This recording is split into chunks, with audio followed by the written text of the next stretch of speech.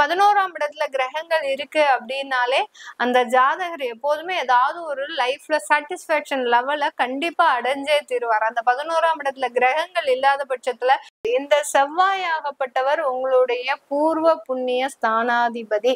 அந்த பூர்வ புண்ணிய ஸ்தானாதிபதி 11ஆம் இடத்துல இருக்கிறதுனால கண்டிப்பாக எல்லாமே எதிர்மறையாக தான் நடக்குது அப்படின்னு சொல்லக்கூடிய இந்த மூலம் நட்சத்திர அன்பர்களுக்கு இப்ப நீங்க கண்கூடாக உங்களுடைய நல்ல விஷயங்களை எல்லாத்தையுமே பார்க்கக்கூடிய ஒரு தருணம். செவ்வாய குருவும் பாக்குறாரு இப்படின்ற மாதிரியான நிறைய நல்ல விஷயங்கள் இந்த தனுசு ராசி அன்பர்களுக்கு இருக்கிறதுனால கண்டிப்பாக டிவோட்டி நேஷன் நேயர்கள் அனைவருக்கும் ஆஸ்ட்ரோ பூர்ணாவின் அன்பார்ந்த வணக்கங்கள். இன்னைக்கு நாம பார்க்கக்கூடிய சிறப்பு பதிவு செவ்வாய் பெயர்ச்சி. செவ்வாய் பகவான் 14ஆம் தேதி செப்டம்பர் மாதம் கன்னி ராசியிலிருந்து துலாம் ராசிக்கு பெயர்ச்சி ஆகிறார். இந்த செவ்வாயினுடைய பெயர்ச்சி கால அளவு பார்த்தீங்கன்னா 45 நாட்கள் மட்டுமே இருக்கும். 27ஆம் தேதி அக்டோபர் மாதம் வரை இந்த செவ்வாய் துலாம் ராசியில இருக்க போறார். இந்த 45 நாட்கள் இருக்கக்கூடிய செவ்வாய் பகவான் ஒவ்வொரு ராசி என்பர்களுக்கும் என்ன மாதிரியான ஒரு பலன்களை கொடுக்க போறார். ஏன்னா பாவ கிரகத்துல செவ்வாயும் ஒரு முக்கியமான ஒரு பங்கை வகிக்கும். ஒரு சூடான கிரகம், ரொம்ப விரைவாக சுற்றக்கூடிய ஒரு கிரகம் தான் இந்த செவ்வாய். செவ்வாய் ஒரு ஜாதகருக்கு ரொம்ப பலமா இருக்கு அப்படின்ற பட்சத்துல அவர் ரொம்ப போல்டா ஒரு தன்னம்பிக்கை மிகுந்த ஒரு நபராக தான் அந்த ஜாதகர் இருப்பார். அதே சமயம் அந்த செவ்வாய் ராகு கேதுவினோட சேர்ந்துருச்சு அப்படின்னா எப்போதுமே ஒரு சண்டை சச்சரவுகள் அதிகமாக இருக்கக்கூடிய ஒரு ஜாதகராக இருக்கும். இந்த மாதிரியாக அந்த செவ்வாய் இருக்கக்கூடிய ஒரு ஸ்தானத்தை பொறுத்துதான் அதனுடைய பலன்கள் முக்கியமாக அமையும்.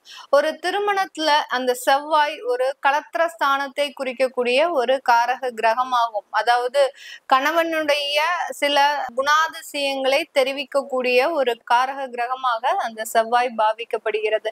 இப்படிப்பட்ட இந்த செவ்வாயினுடைய பெயர்ச்சி ஒவ்வொரு ராசி என்பவர்களுக்கும் எந்த மாதிரியான மாற்றத்தை கொடுக்க போகுது அப்படின்றத இந்த பதிவுல நம்ம தெளிவா பார்க்கலாம்.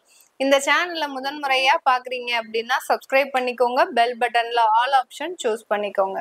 தனுசு ராசி என்பர்கள் காலபுருஷனுக்கு 9ஆம் இடமான பாக்யஸ்தானத்திற்கு சொந்தக்காரர்கள் இந்த தனுசு ராசி என்பர்கள். ராசி அதிபதி குரு.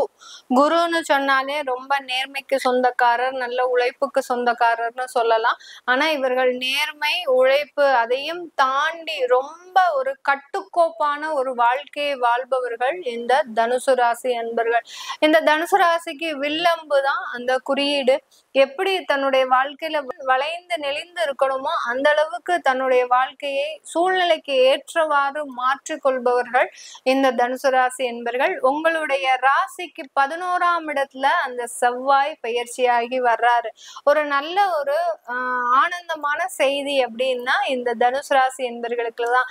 அந்த 11ஆம் இடம்ன்றது லாபஸ்தானம், மகிழ்ச்சிகரமான ஒரு வாழ்க்கை. அடுத்து பாத்தீங்கன்னா ஒரு உயர் படிப்பு, அடுத்து பாத்தீங்கன்னா உங்களுடைய மறுமண வாழ்க்கை, இதெல்லாத்தையுமே குறிக்கக்கூடிய ஒரு ஸ்தானம் தான் அந்த 11ஆம் இடம். அந்த 11ஆம் இடத்துல கிரகங்கள் இருக்கு அப்படின்னாலே அந்த ஜாதகர் எப்போதுமே ஏதாவது ஒரு லைஃப்ல சாட்டிஸ்பாக்சன் லெவல கண்டிப்பா அடைஞ்சே தீருவார். அந்த 11ஆம் இடத்துல கிரகங்கள் இல்லாத பட்சத்துல இவங்களுக்கு எவ்வளவுதான் நம்ம லைஃப கொடுத்தாலும் அதுல ஒரு திருப்தின்றது கண்டிப்பாக இருக்காது.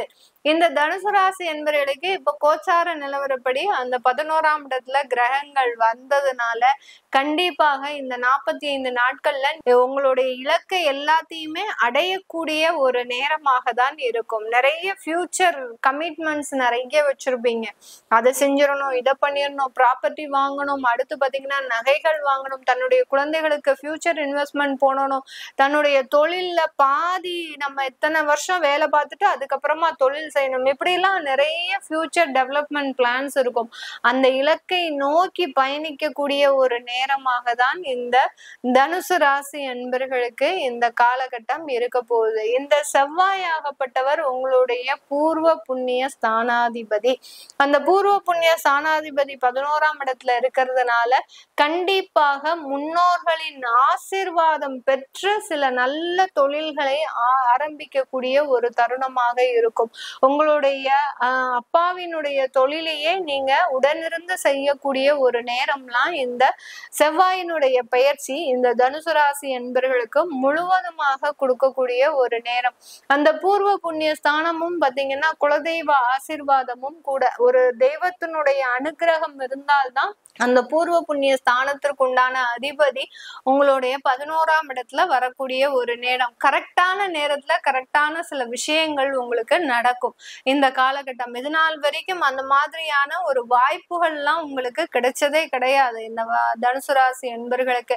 இப்போ அதற்குண்டான ஒரு வாய்ப்புகள் நல்லா கூடி வரக்கூடிய ஒரு நேரம். நம்ம சொல்லுவோம் இல்லையா, வெண்ண திரண்டு வரக்கூடிய ஒரு நேரம் அப்படின்னு சொல்லுவோம் இல்லையா, அந்த மாதிரியான ஒரு தருணம் தான் இந்த தனுசு ராசி என்பர்களுக்கு. இதுக்கு வெண்ணைய கீழே போடுறீங்களா இல்ல கையில பத்திரமா வச்சிருக்கிறீங்களா அப்படின்றது உங்களுடைய திசா புத்தியை பொறுத்து இருக்கு.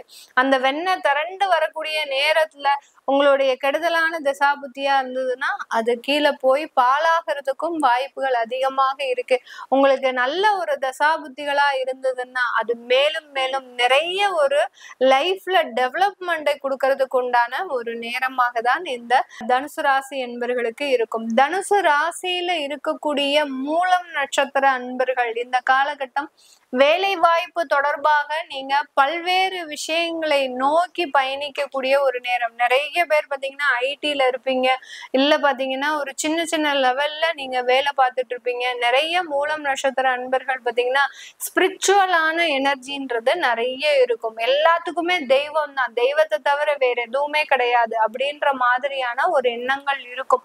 ஆனாலும் லைஃப்ல எனக்கு எதுவுமே நடக்க மாட்டேங்குது, நான் எதிர்பார்த்ததை விட எனக்கு நேர் எதிர்மாறாதான் நடக்குது, எல்லாமே எதிர்மறையாக தான் நடக்குது அப்படின்னு சொல்லக்கூடிய இந்த மூலம் நட்சத்திர அன்பர்களுக்கு இப்போ நீங்க கண்கூடாக உங்களுடைய நல்ல விஷயங்களை எல்லாத்தையுமே பார்க்கக்கூடிய ஒரு தருணம். உதாரணமாக உங்களுக்கு ஒரு திருமண பாக்கியமே அமையல அப்படின்னா இப்போ சூப்பரா உங்களுக்கு அமையக்கூடிய ஒரு நேரம். முதல் திருமணமாகி அதுல நிறைய 7.5 சனியில தோல்விகளை சந்தித்த இந்த மூலம் நட்சத்திர அன்பர்களுக்கு இந்த காலகட்டம் உங்களுக்கு 2வது திருமணம் அமைப்புகள் ஏற்படக்கூடிய ஒரு தருணமாக தான் இருக்கும். வீட்டுல எவ்வளவோ சொல்லி பார்த்திருப்பாங்க, நீங்க தான் வேண்டாம் வேண்டாம்னு உங்க லைஃப தொலைச்சிட்டு இருப்பீங்க. இப்போ நீங்களே முயற்சி செய்யக்கூடிய ஒரு தருணம். நம்ம ஏன் 2வது ஒரு லைஃபை ஏற்படுத்திக்க கூடாது அப்படின்னு நீங்க உங்களுக்குள்ளேயே ஏற்படுத்திக்க ஒரு தருணமாக இருக்கும். பூராடம் நட்சத்திர அன்பர்களுக்கு இந்த தனுசு ராசியில இருக்கக்கூடிய இந்த நட்சத்திர அன்பர்களுக்கு இந்த காலகட்டம் தொழில் ரீதியாக அனைத்து வசதி வாய்ப்புகளும் வரும். நீங்க என்ன தொழில் செய்றீங்களோ, ஒரு சின்ன தொழில்ல இருந்து ஒரு பெரிய லெவல் தொழிலதிபராக இருக்கிறவங்களுக்கு வரைக்கும் உங்களுக்கு தொழில் ரீதியான அனைத்து முன்னேற்றங்களும் ஏற்படக்கூடிய ஒரு தருணம். பூராடம் நட்சத்திர அன்பர்கள் ஒரு பெண்களாக இருக்கிறீங்க அப்படின்னா நீங்க புதிதாகலாம் தொழிலை அமைக்கக்கூடிய ஒரு தருணமாக இருக்கும். அது நாள் நட்சத்திரம் நேரம் பார்த்து ஆரம்பிங்க. அது இன்னும் வளர்ச்சி மிகுந்த ஒரு நேரமாக தான். ஏன்னா இப்போ உங்களுக்கு குரு பார்வையும் இருக்கு, இந்த செவ்வாய குருவும் பாக்குறாரு. இப்படின்ற மாதிரியான நிறைய நல்ல விஷயங்கள் இந்த தனுசு ராசி என்பர்களுக்கு இருக்கிறதுனால கண்டிப்பாக இந்த தனுசு ராசி என்பர்கள் பூராடம் நட்சத்திர என்பர்கள் நிறைய ஒரு வெற்றி வாய்ப்புகளை அடையக்கூடிய ஒரு தருணமாக இருக்கும்.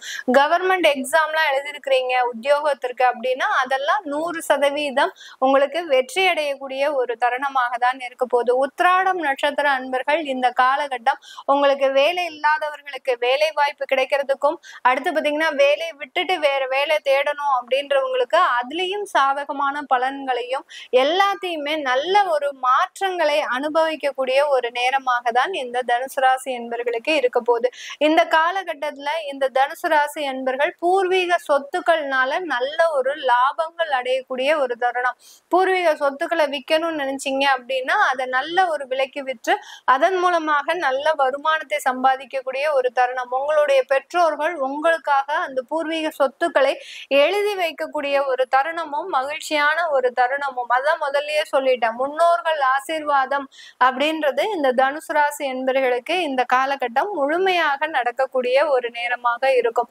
நான் மேல சொன்ன சில விஷயங்கள் உங்களுடைய லைஃப்ல நடந்திருக்கு அப்படின்னா கீழே கமெண்ட் பாக்ஸ்ல பதிவு பண்ணுங்க. உங்களுடைய சுய ஜாதகத்துல சில மாற்றங்கள் இருக்கு, அதை எப்படி நான் தெரிஞ்சுக்கிறது அப்படின்னு விருப்பப்படுறவங்க கீழே இருக்கிற நம்பருக்கு வாட்ஸ்அப்ல அப்பாயின்மெண்ட் வாங்கிக்கிட்டு நீங்க என்கிட்ட கன்சல்ட் பண்ணிக்கலாம். ஏன்னா நம்ம இந்த குறுகிய கால ஒரு பதிவுல, அதாவது ஒரு 8 மினிட்ஸ் 10 மினிட்ஸ்க்குள்ள நம்மளால நிறைய விஷயங்களை உங்களோட ஷேர் பண்ணிக்க முடியாது. உங்களுடைய டீடைல்டு ஜாதகத்தை நான் பார்க்கணும் அப்படின்னு நீங்க விருப்பப்பட்டீங்க அப்படின்னா கீழே இருக்கிற நம்பருக்கு வாட்ஸ்அப்ல அப்பாயின்மெண்ட் வாங்கிக்கிட்டு நீங்க என்கிட்ட கன்சல்ட் பண்ணிக்கலாம். உங்களிடமிருந்து விடைபெறுவது உங்கள் ஆஸ்ட்ரோ பூர்ணா. நன்றி, வணக்கம்.